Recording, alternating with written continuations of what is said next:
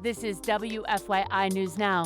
It's Friday, January 30th, and I'm Sarah Neal-Estes. Here are today's Central Indiana and statewide stories.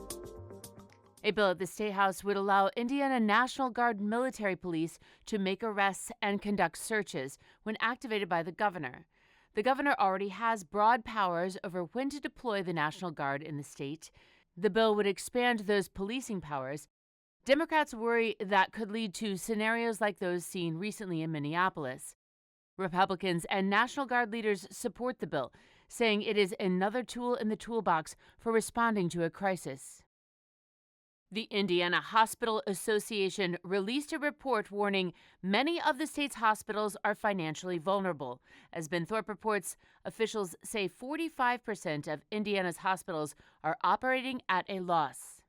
The passage of the One Big Beautiful Bill is expected to result in insurance coverage losses that lead to a $13 billion cut to Indiana hospitals over the next decade. Hospital officials say they want to see Indiana increase Medicaid reimbursement rates to help offset those expected cuts. Brenda Reitz is the CEO of the Greene County General Hospital in rural Linton, which closed its obstetrics unit this month because of poor reimbursements. And we're going to continue to see more and more cuts like this throughout the state if something isn't done. Reitz also says hospitals have been impacted by delays and coverage denials from commercial insurers, something that has also affected their bottom lines. I'm Ben Thorpe at the State House. At the State House, a bill authorizing the Indiana death penalty to be carried out by a firing squad failed to pass out of the House this week. Democrats and Republicans joined together to oppose the legislation. The bill failed by not having a constitutional majority, which means it could still be brought up for another vote. A Senate version of the bill has effectively died. A measure still before state lawmakers aims to carry out Governor Mike Braun's executive order to reduce environmental overregulation in an aim to help businesses grow. Rebecca Thiel reports environmental groups worry it would limit the Indiana Department of Environmental Management's ability to address pollution. The bill makes several things currently required of IDEM optional, such as setting standards for investigating and cleaning up hazardous waste. It prohibits IDEM from making environmental rules that are more burdensome than federal ones, but doesn't specify what that means.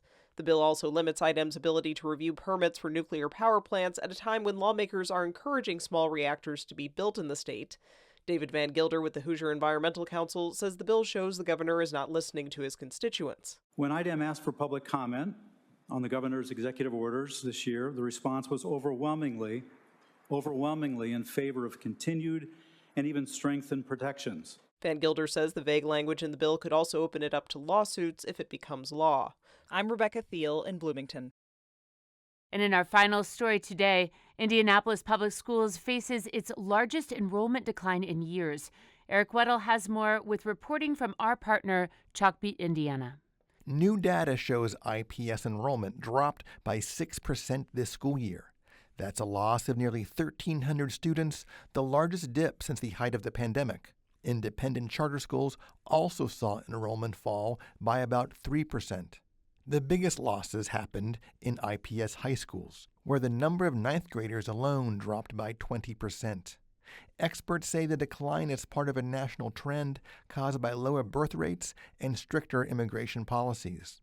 Local school leaders are also watching the numbers closely because of the bottom line. Fewer students mean less state funding at a time when new tax reforms could already cost the district millions. I'm Eric Weddle. That's all for this episode of WFYI News Now. Our podcast is produced by Zach Bundy with support from the news team at WFYI and public media journalists across the state. Kendall Antron produced our music. And if you liked today's episode, remember to subscribe and share, and follow WFYI on Facebook, Instagram, TikTok, and YouTube to get the latest updates from our newsroom anytime. Thank you for listening. We'll see you next time.